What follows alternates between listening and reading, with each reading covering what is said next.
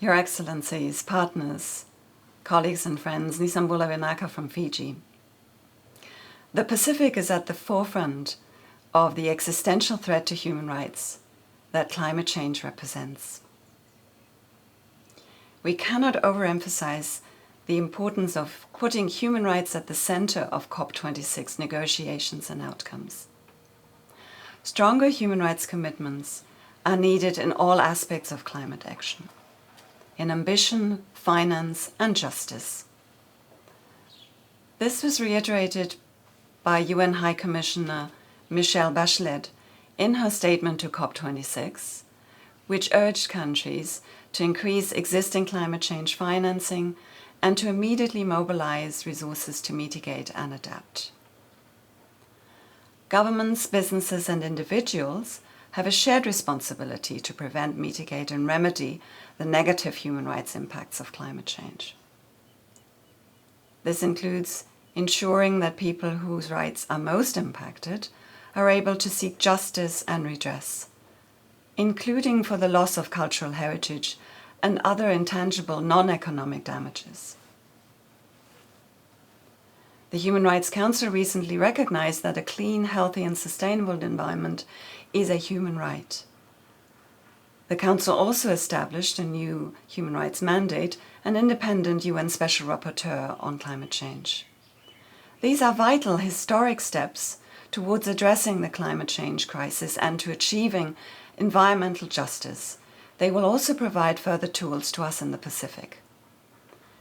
In addition to enhancing resources, institutions, and systems, there is an imperative need now to focus on the people who are most affected and to ensure their effective participation in climate action.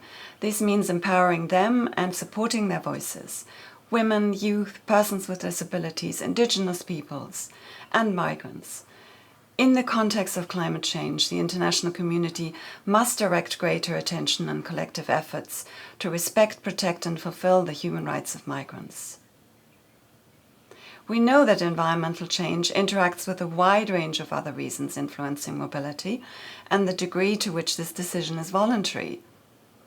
But we also do know that climate change impacts are already felt and causing people to move from their homes internally within their own countries and territories and across international borders.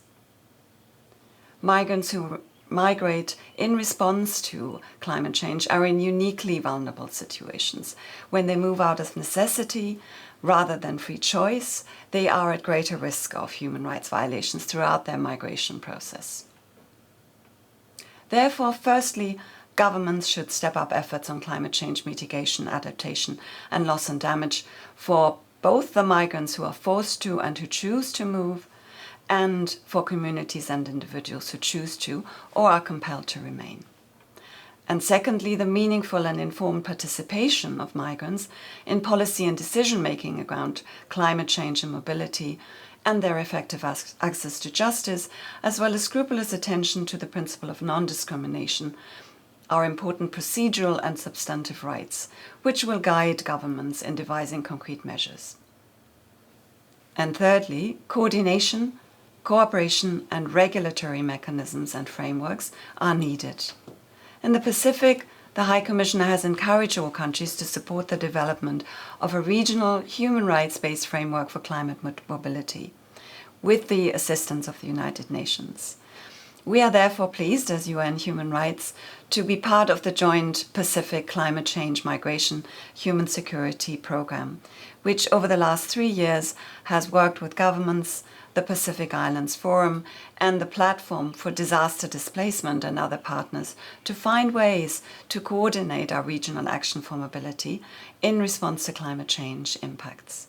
We acknowledge the support of the UN Trust Fund for Human Security for our joint program. And we also acknowledge our technical advisory group composed of civil society, academics, and government experts from the region, which has guided us to understand the precarity and vulnerability of migrants in the context of climate change. It has urged us to put genuine and holistic inclusion of all those affected by climate change at the center of our work. In other words, they have taught us nothing about migrants without migrants. We thank the organizers of this side event, and we hope that it contributes to embedding the human rights of migrants on the climate action map, and we hope to see concrete, decisive, and positive outcomes for the Pacific. Thank you.